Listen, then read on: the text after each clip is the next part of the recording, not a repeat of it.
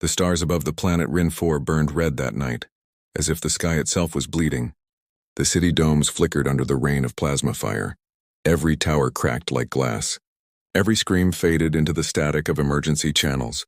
Commander Leertanval of the Rin Defense Fleet stood on the command deck of his last ship, watching his world die. He had sent dozens of distress calls to the Galactic Council, to every allied species, even to neutral worlds, but no one answered. Every time the comms beeped, they hoped, but it was always silence. Or worse, an automated message. Your request for military aid is denied. The Council does not intervene in border conflicts. They called it a border conflict, but everyone knew the truth. The Vorn Dominion was not fighting for land. It was erasing civilizations one by one. Entire species vanished, and the Council stayed quiet. Leertan's voice trembled as he turned to his second officer. How many left alive on the surface? Under 1 million, sir, the young alien whispered, his eyes dull. We've lost contact with all colonies. Orbital guns are gone. Outside, the darkness moved. Massive shapes drifted in the void. Foreign warships, black as shadow, feeding on the light of the system's sun. Their crimson engines pulsed like living hearts. Leertan clenched his hands. Send another signal, full spectrum, open frequencies to the void. I don't care who hears it, someone has to. His officer hesitated, but sir, no one listens anymore. Then maybe something out there still remembers mercy, Leertan said quietly. The message echoed into the endless dark, carrying the last hope of an entire species. The words were simple, desperate, raw. This is Commander Leertan of Rin 4. We are under attack by the Vorn Dominion. Our fleets are gone, our people dying. If anyone can hear this, please, help us. The transmission repeated on loop, drifting through subspace currents, passing through wreckage fields and dead satellites, traveling farther than any signal from Rin had ever gone. Hours passed. The command deck dimmed. Power drained. The crew sat in silence, staring into the dark, waiting for a miracle that would never come. Then, something changed. The comms officer suddenly froze. Sir, we're receiving a signal back. Leertan's heart stopped. From where? Unknown origin, she said, her voice trembling. It's not Council encryption, not any known frequency. The sound was faint, distorted, a deep hum like thunder rolling through metal. Then through the static a voice spoke, calm, steady, and completely alien to their ears. Rin 4, your distress call has been received. Hold your position. Every head turned toward the speakers. Silence filled the room. Leertan whispered, Who is this? Identify your fleet. No reply came, just a second transmission, sharper, colder. Hold your position. Reinforcements inbound. The officer stammered. Sir, should we respond? No, Leertan said slowly. Whoever they are. They already found us. The sensors began to flicker. Long-range scans picked up faint ripples across hyperspace. Massive energy distortions. Unlike anything in Council records, multiple contacts. Approaching fast, said the sensor tech, his voice shaking. They're coming from deep space. No transponder codes, no insignias, Vorn reinforcements? The officer asked. Leertan looked at the readings. Dense hulls, energy signatures beyond known scales, heat spikes that looked almost human. No, he said softly. Not Vorn. Outside, the stars rippled like a curtain being pulled aside. Space itself twisted, and through the distortion, something emerged, dark metal shapes, massive and silent, engines glowing pale blue. One by one, the ships appeared, forming a wall before the planet. Each vessel carried the same marking on its hull, faded but unmistakable. A blue and white insignia, shaped like a globe surrounded by stars. The crew gasped. Leertan's voice broke into a whisper. It can't be. That's the mark of Earth, the comms hissed once more. And the voice returned, steady, cold, and commanding. This is the Terran Expeditionary Fleet. You called for help. We heard you. Every alien on the bridge stood frozen, eyes wide. The humans, the Terrans, had vanished from galactic space centuries ago. Driven out by war and politics, some said they destroyed themselves. Others believed they went into exile beyond the rim, but now they were back, and they came with warships outside. Hundreds of Terran vessels aligned into formation. The Vorn fleet halted their advance. For the first time, the destroyers of worlds hesitated. Signal the surface, Leertan ordered, voice shaking. Tell them. Someone answered. Through the smoke and ruin below, alien refugees looked up. The red sky turned white as engines flared in the upper atmosphere. The sound reached the ground like thunder from the heavens. And for the first time in a century, hope returned to the galaxy. The blackness of space was silent again, but it was no longer empty. The alien crews aboard Rin 4's last defense ship stared into the void, where impossible shapes drifted like shadows against starlight. The Terran expeditionary fleet had arrived, but they did not speak again. They didn't send greetings. They didn't answer the Council's demands. They simply held position, silent and unmoving, like hunters waiting for prey. Commander Learton watched the holoscreen as the unknown vessels spread into formation. Their hulls were matte black, angular, built for war, not diplomacy. The largest ship at the center dwarfed anything the Rin had ever seen. A monstrous dreadnought with armor that shimmered faintly blue under the system's dying sun. "Are they really human?" whispered the young officer, voice trembling. "They vanished hundreds of cycles ago. We thought they were extinct." Learton said nothing. He didn't know either. But when that Terran voice spoke, calm, certain, absolute, something deep in his instincts told him these beings were no myth. On the surface, the few survivors looked up through the haze, seeing massive silhouettes cut across the sky. The Vorn Dominion ships, once unstoppable, were retreating, rearranging their formation. Scanning the newcomers, the silence lasted minutes. Then, without warning, the Terran fleet powered up. The void filled with light. Blue energy flared along their hulls like veins awakening after centuries of sleep. "Power surge," the sensor tech cried. "All Terran ships are charging weapons, but not firing." "Why wait?" asked the second officer. "Why show their strength and hold fire?" Learton's eyes narrowed.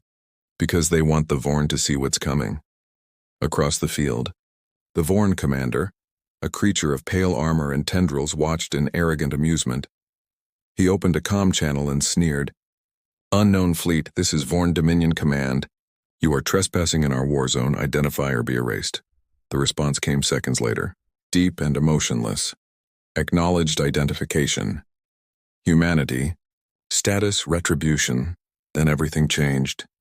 The Terran flagship opened its hangars, and from within, hundreds of smaller ships poured out like a flood of light.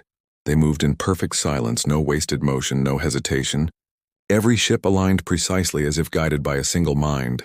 "Those formations," Learton whispered, awe rising in his chest.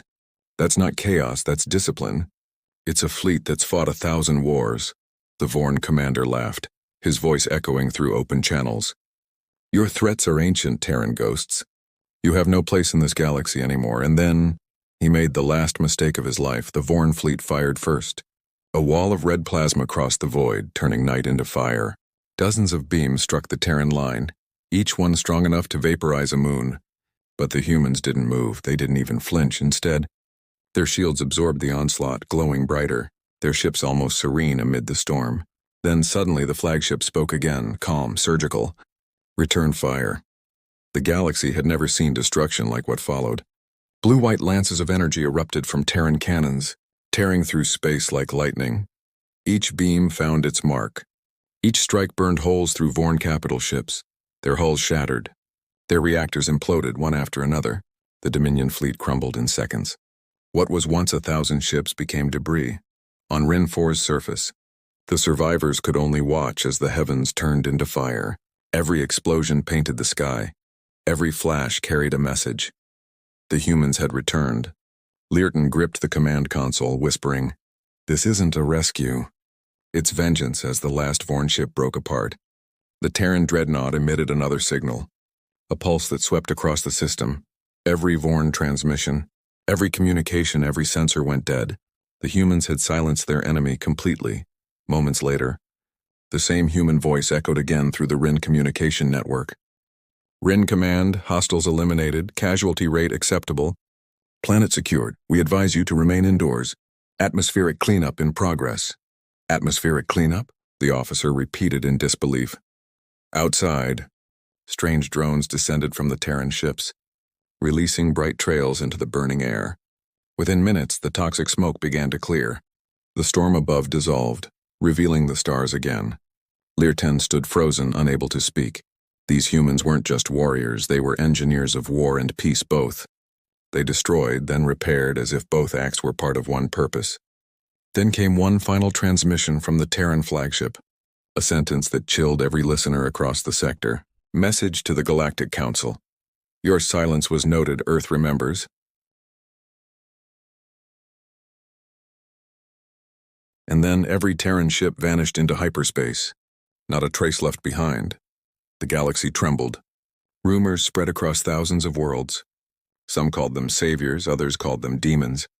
But one truth echoed louder than all. The humans had heard the call, and they answered with warships. The galaxy didn't sleep that night across thousands of systems. Whispers spread faster than light. The humans had returned. Entire networks crashed under the weight of panic. Old data files about Earth were dragged from archives, rewritten and studied again. On Rin 4, the smoke had cleared, but the fear hadn't. The survivors stared up at the silent heavens where Terran warships had fought. The stars themselves seemed different, colder, sharper, as if they remembered the violence that had burned between them. Commander Learton hadn't moved from the deck in hours. The static of his console hummed softly while his mind raced. The last Terran transmission still echoed in his head. Earth remembers. It wasn't a threat, not exactly. It was a warning. A junior officer broke the silence. Sir, the Council is transmitting on all bands. Let them, Learton muttered. He already knew what it would be. Denial, fear, excuses. The message came through, a chorus of panicked voices from the Galactic Council. All member systems are to remain calm. Reports of Terran intervention are under investigation. No evidence confirms human presence. Learton laughed bitterly. They're afraid. They're trying to erase what just happened. But the galaxy had seen it. Hundreds of witnesses. Sensor logs, video captures, thousands of alien refugees who watched Earth's fleet burn the Dominion to ash. And far beyond the core systems, deep in the uncharted sectors of Orion's arm, another fleet stirred in a chamber of steel and shadow. A woman stood before a massive window. Her uniform bore a symbol long forgotten by the stars. The Terran Defense Command. Her voice was calm, her eyes unblinking. Admiral's log, entry 992. The experiment worked. The galaxy remembers us again. She turned to the officers behind her. Phase 2 begins now. Prepare the Iron Sky formation. Dozens of subspace signals lit up, waking ships that had slept for generations. Massive silos opened on distant moons, revealing dreadnoughts hidden beneath ice and dust. Each one roared back to life. Earth hadn't been gone. It had been waiting back on Rin 4. Sensors screamed again. The sky began to flicker. The same distortion that marked Terran hyperspace drives. More signatures? The officer gasped. No! Learton whispered. Not more ships. An entire fleet. The darkness above the planet filled with light. Not from the sun, but from the arrival of more Terran vessels. Thousands of them. Arranged with frightening precision, they stretched across the horizon like a metal storm, forming a vast, coordinated grid that blocked out the stars. Each ship gleamed like steel dawn, pulsing with quiet energy. This can't be rescue, the comms officer whispered. This is a military occupation. But no signal came from the humans, no explanation. No orders. Only the deep vibration of engines that could split moons. Then, one by one, the Terran ships activated something the galaxy had never seen. A giant pattern began forming in the sky. Blue lines connecting ship to ship.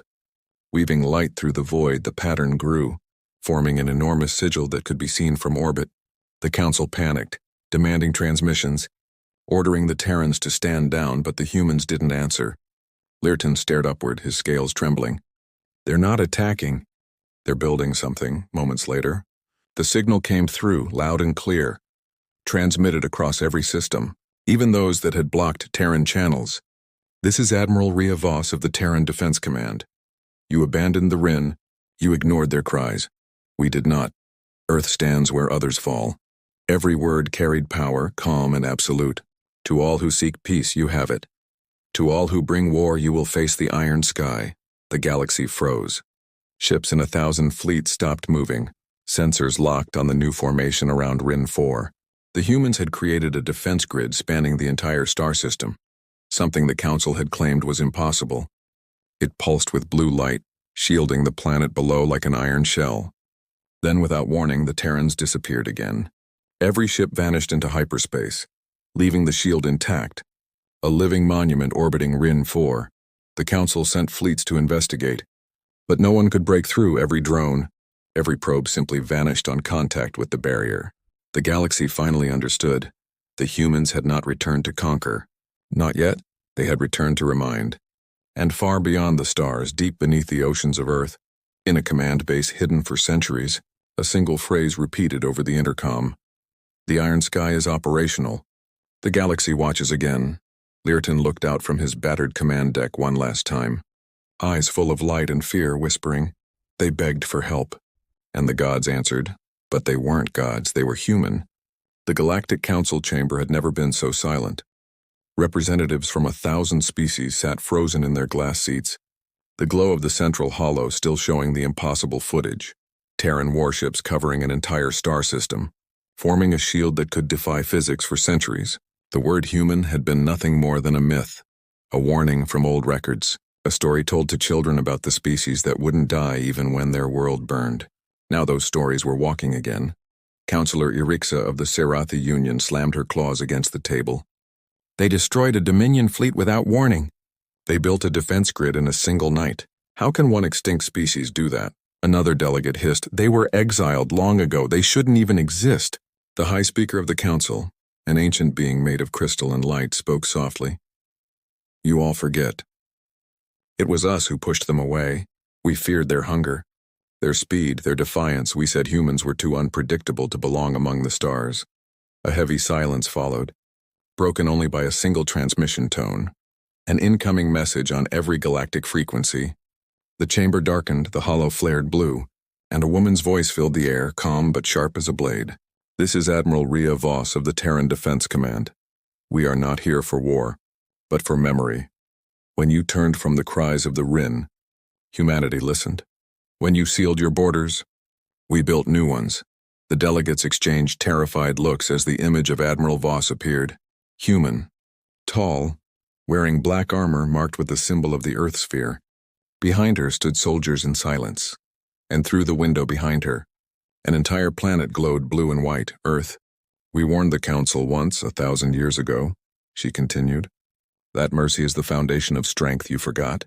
Her tone never rose, but every species in that chamber felt it like thunder. We do not seek to rule, Voss said, but the next time any world sends a cry for help, and you stay silent, the iron sky will fall upon your fleets instead. The signal cut. The chamber lights flickered. No one moved. No one spoke. Then, across the stars, the unthinkable began to happen. Worlds on the edge of the galaxy started to light up on the Council map. Distress calls. Invasions, pirate fleets, civil wars, all at once. Chaos spreading like fire. And before the Council could even respond, Terran ships appeared at every hotspot. Fast, precise, unstoppable. They didn't ask for permission. They didn't demand tribute. They simply arrived, fought, and vanished again, leaving planets protected and pirates erased. Report after report came in. Terran destroyers neutralized the assault fleet at Selnar Prime. Terran Marines evacuated refugees from Arvel Colony. Unidentified Earth vessels disabled a warlord fortress and departed. In less than a week, Earth had done what the Galactic Council hadn't done in a century: restore order. But with every victory came fear, because no one knew how they were doing it. Where were they hiding? How did they move faster than light? How could ships that vanished 1,000 years ago return stronger than ever? The truth lay far beyond the Council's reach. Deep in the void no one dared enter. There, hidden behind artificial nebulae and cloaked stations, floated the Terran Bastion, Earth's fortress world. Surrounded by shipyards and colonies the size of continents, entire civilizations built in secret, generations of humans raised to be soldiers, scientists, and explorers, all united under one code. When the galaxy falls silent, we answer. Inside the Bastion's core, Admiral Voss stood before a towering map of the stars, red dots blinking across the spiral arms. They forgot who we are, she murmured. Now we remind them. Her second-in-command stepped forward. Phase 3 orders, ma'am. Voss looked at the glowing center of the map, the mark that represented the Galactic Council's homeworld. Not yet, she said coldly. Let them see what silence costs first, back on Rin 4. Commander Learten stood beneath the shield of the iron sky. The humans had saved his people, but the fear in his heart hadn't faded. He looked up at the orbiting defense grid, whispering, "They saved us, but who will save the galaxy from them?" And high above him, the Terran ships moved again, silent, efficient, unstoppable, forming new constellations of power across the void. The galaxy had wanted gods, it got humans instead. No one in the galaxy would ever forget that sunrise. On every major world, the sky split open, not from weapons but from light. A blinding wave passed through subspace, touching every ship, every station, every heart that still beat beneath the stars. It wasn't destruction, it was a signal. Across every species' communications network, one phrase appeared, written in every language known and unknown. "We are humanity and we are awake," the words repeated, pulsing like a heartbeat through hyperspace, the same rhythm that had once marked human soldiers' war drums. In the Galactic Council chamber, alarms flared. Screens flashed red. "Origin?" cried a technician. "Everywhere," came the reply. "The transmission originates from multiple systems simultaneously. It's impossible." Then in the vast darkness beyond the rim, something moved. A star blinked out. Then another, then a dozen. The void rippled, revealing colossal structures hidden in the folds of reality itself. Entire cities floating in the emptiness, Terran arcs. Each one larger than moons, powered by cores that burned brighter than suns. Inside one of them stood Admiral Rhea Voss, looking through the observation window. Her reflection shimmered against the endless black. "All fleets report ready," a voice said behind her. "And the message?" "Delivered to every corner of the galaxy, ma'am." "They know we never left." Rhea nodded slowly. "Good," she said. "Now they must remember why we left centuries ago." Before their disappearance, humanity had pleaded for unity. When the Council mocked them, Earth withdrew, retreating into the void. They built their own civilization in exile, hidden beneath layers of quantum fields and silence, watching as empires rose and fell, waiting for the day when mercy would again be forgotten. That day had come. Now the Terran fleet stood ready, dreadnoughts forged from dark matter and living steel, frigates that could fold light around them, carriers that moved entire populations between the stars. But none of them fired, none attacked. Instead, every ship transmitted the same pulse, synchronizing across the galaxy. The sound reached even those who had never seen Earth, a deep, resonant hum, like the echo of a god breathing. On Rin 4, Commander Learton watched from the surface as the iron sky turned golden. Every ship orbiting his world came alive again, forming lines of light across the heavens. "Sir," whispered his aide, "what are they doing?" Learton could barely speak. "They're not preparing for war. They're teaching." The signal grew stronger, reshaping subspace itself within hours. Every world began receiving encrypted packets, blueprints, technology, medicine, cures for plagues long thought incurable, clean energy designs that could power a planet for millennia. The humans weren't claiming the galaxy, they were fixing it. Still, fear ruled the Council. "They share gifts now, and weapons tomorrow," one delegate hissed. "They act like saviors." "Perhaps," murmured another, "because they are?" The high speaker finally spoke, its crystalline voice trembling for the first time in living memory. "This is the price of our silence. They came not to conquer, but to remind us what we forgot, that power without compassion is extinction." Meanwhile, deep within the Terran bastion, Rhea Voss stood before a dark console displaying one final directive. The words blinked softly in white. Phase 4. Reconnection. She turned to her officers. "Activate it." Across the galaxy, Terran satellites unfolded, creating a massive lattice network linking every system through quantum entanglement. The stars themselves began to shimmer, forming the shape of a single, vast emblem stretching across the Milky Way, the sigil of Earth, visible from every inhabited world. For the first time in history, every species looked at the same sky and saw the same light. On Rin 4, children pointed upward, eyes wide with wonder. "Is it war?" they asked. Learton smiled for the first time in years. "No, it's a promise." The promise was simple. Never again would a plea for help go unanswered. Then the human voice returned one last time, echoing through every ship, every world, every mind. "To the peoples of the galaxy, we were born on a small blue world, forgotten by your councils and your gods. You called us violent, reckless, unworthy. But we endured. We learned that compassion is not weakness, and silence is not peace, and remember this day, for it is the day the stars remembered humanity." The signal faded, the golden light dimmed, and the Terran fleets began to disappear once more, slipping back into the void they had come from. But their legacy remained, a sky that glowed faintly blue wherever you looked, a heartbeat that never stopped. Lyrton looked up, whispering into the night. They came with warships but left us hope. And across the infinite expanse, the stars seemed to whisper back, humanity always answers.